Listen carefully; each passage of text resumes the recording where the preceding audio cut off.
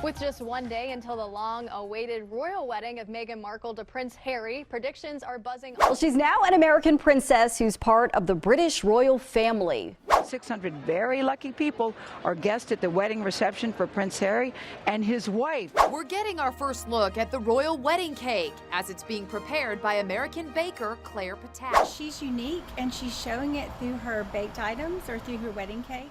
And kitchen staff at Windsor Castle is preparing to feed the 600 guests. Really turning into bulk preparation for the event itself. It was a wedding like no other for the obvious reason that Meghan was a bride, a royal bride like no other. It's got to be something that's going to turn some heads. Everybody's going to be wanting to talk about it, so that you have to live up to the hype. And even some of the former staff are reaching out. They're offering to come in out of retirement just to help out. Chefs say the couple has been very involved with the menu selection.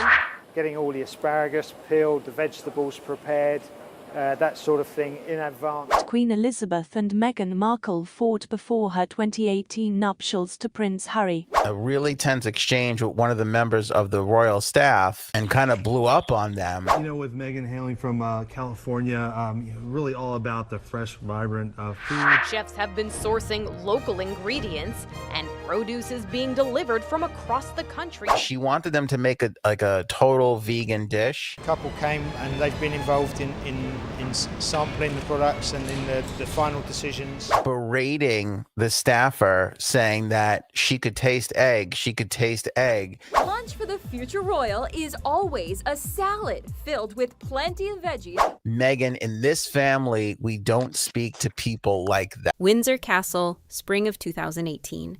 A long table covered in white linen, small plates arranged in careful rows, and a bride-to-be who was about to learn something about the family she was marrying into, not from a courtier, not from a memo, but from the Queen herself, standing in a doorway.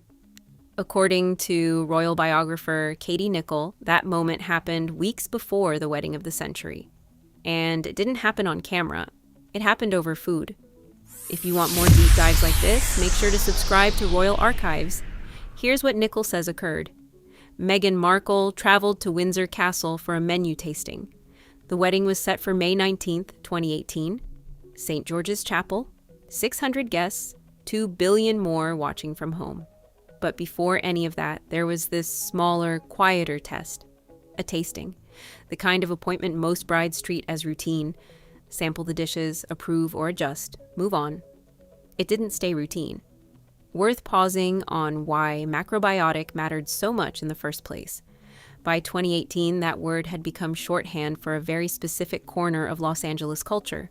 Plant-based, low-processed, built around the idea that food choices double as identity statements. Meghan's guest list leaned heavily into that world. Former co-stars, entertainment executives, friends from her Suits years, people for whom a vegan macrobiotic option wasn't a courtesy, it was close to an expectation. Windsor's kitchens, staffed by cooks trained in a very different culinary tradition, were essentially being asked to translate a Los Angeles wellness menu into something a centuries-old English household could actually produce at scale for hundreds of guests on a fixed timeline. That gap, in between what LA expected and what Windsor knew how to deliver, sat underneath the entire disagreement before a single plate was ever tasted. Nicholl writes that Meghan sampled one of the dishes meant for the reception and told a member of the catering staff she could taste egg in it. That was a problem, because the dish had been specifically designed as vegan and macrobiotic, a choice made, according to Nicholl's reporting, with some of Meghan's Hollywood world guests in mind. Meghan pushed back. The staff member said there was no egg. Meghan insisted there was. And according to the source Nicholl spoke to, the exchange got tense enough that it stopped being a conversation about food and started being a conversation about tone. That's when the door opened. Suddenly the Queen walked in, the source told Nicholl, and said, "Meghan, in this family, we don't speak to people like that." 9 words. According to Nicholl's account, that's all it took to end the exchange. Now, before we go further, worth being clear about what this is and isn't. This account comes from Katie Nicholl's book, The New Royals, built on what she describes as an inside source present for the exchange. It isn't a transcript. It isn't confirmed by Buckingham Palace, and neither Meghan nor Harry has commented on it directly.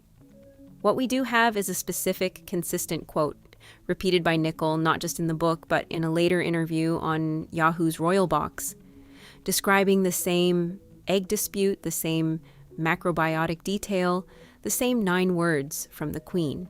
Consistency across tellings doesn't make something proven, but it does make it worth sitting with. Because if it happened the way Nicholl describes, it tells you something about Windsor Castle that a wedding photograph never could. Start with the location itself. Windsor wasn't neutral ground, it was the Queen's home, one of them, and arguably the one she was most sentimentally attached to. She'd spent her childhood there during the war. She'd retreat there most weekends of her adult life. Staff at Windsor weren't hired hands to her. Nicholl has written elsewhere about how the Queen treated her household, remembering names, buying Christmas gifts every year for people whose job titles most guests never bothered to learn. A tense word to a caterer wasn't just an etiquette slip in that context. It was, in the Queen's own framing, a violation of house rules that had nothing to do with royal protocol and everything to do with basic decency. That's the deeper layer here. This wasn't the Queen enforcing formality. It was the Queen enforcing kindness, on her own turf, to someone who couldn't push back. Royal wedding catering also isn't a single meeting. It's a process, usually several rounds of tastings spread across weeks, with the palace's own kitchen team working alongside outside chefs the couple brings in. For Meghan and Harry, that outside chef was Claire Ptak, an American pastry chef running a bakery in East London known for its unconventional, less formal approach to wedding food. Bringing in someone from outside the traditional royal catering circle was already a break from precedent. Layer a tense exchange with an in-house Windsor staffer on top of that, and you start to see 2 food cultures, traditional and outsider, formal and casual, colliding in real time weeks before the ceremony, with the Queen standing in the middle of it.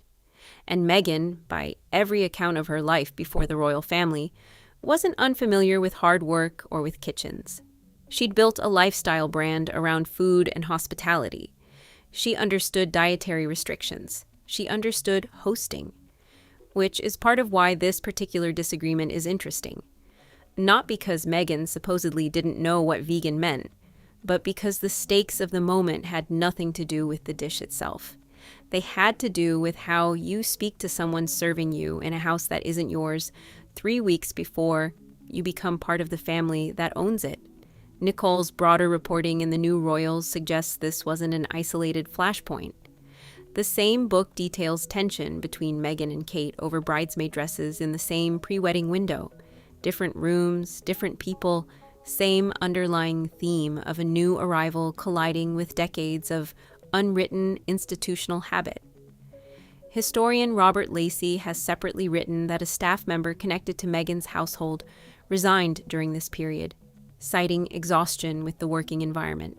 None of these threads prove each other, but laid side by side, they sketch a picture of a bride under enormous pressure in an institution that runs on invisible rules nobody hands you in writing.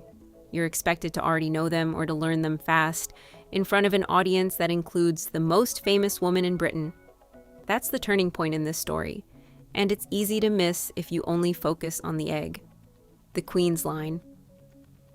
In this family, we don't speak to people like that. It wasn't really about food service standards. It was a claim about identity. She wasn't saying you've embarrassed the institution. She was saying you're one of us now, and this isn't who we are.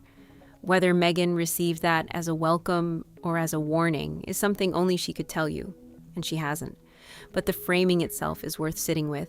The Queen, by this account, didn't summon an aide to handle it quietly later. She didn't wait for a private conversation after the tasting ended. She intervened in real time, in front of staff, in front of Meghan, which tells you this wasn't a minor irritation to her. It was immediate. Online, reaction to Nicholl's account split in 2 obvious directions. A lot of commenters sided instantly with the Queen, pointing to her decades of quiet, unshowy loyalty towards staff as proof this was simply who she was, egg dish or not.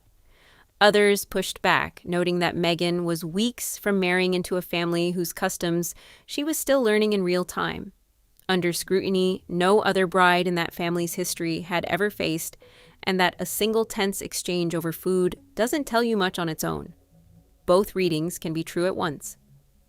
That tension, sympathy for the bride, protectiveness of the staff, is part of why this particular story has had such staying power years after it supposedly happened. There's a third reaction that tends to get less attention, and it comes from people who worked in service industries themselves. For them, the story wasn't really about Meghan or the Queen at all. It was about the caterer. A staff member caught between an anxious bride and an exacting menu, absorbing tension that had nothing to do with them personally. Whether the Queen's intervention felt protective or simply came a moment too late for the person actually standing there is something Nicholl's account doesn't address, because her source's focus stayed on the two more famous women in the room. That's often how these stories get told. The person with the least power ends up the least visible, even in the story about defending them. There's also the question of what happened to the dish itself. Nicholl's account doesn't confirm whether the disputed plate ever made the final menu. What we do know, because Buckingham Palace released the details publicly, is that the actual wedding breakfast leaned heavily into seasonal British produce, a lunchtime reception built around lighter, garden party-style dishes rather than a formal sit-down meal. Whether that reflects a resolved disagreement or simply the direction the menu was always heading, nobody said. The gap between what almost happened and what actually got served is its own small mystery. What makes this story endure isn't really the egg or even the exact wording of the exchange. It's the picture it offers of the Queen as something other than a distant ceremonial figure. For most of the public, Elizabeth II existed at a remove, waving from balconies, reading speeches written for her, present but unreachable. Nicholl's account puts her in a doorway, mid-sentence, defending a staff member she likely knew by name. That's not the monarch most people grew up watching. That's someone with a private code of conduct enforced without hesitation, regardless of who was standing in front of her. And that's worth remembering when people ask what kind of relationship the Queen actually had with Meghan. Public appearances told one story, the joint outings, the shared car rides, the coordinated appearances that made headlines around the world. Just weeks after this tasting reportedly took place, the two women were photographed together on their first solo outing without Harry or Philip present, riding the royal train to Cheshire, smiling for cameras, appearing entirely at ease. Later that summer came Balmoral, then a joint appearance for the opening of a bridge in Chester.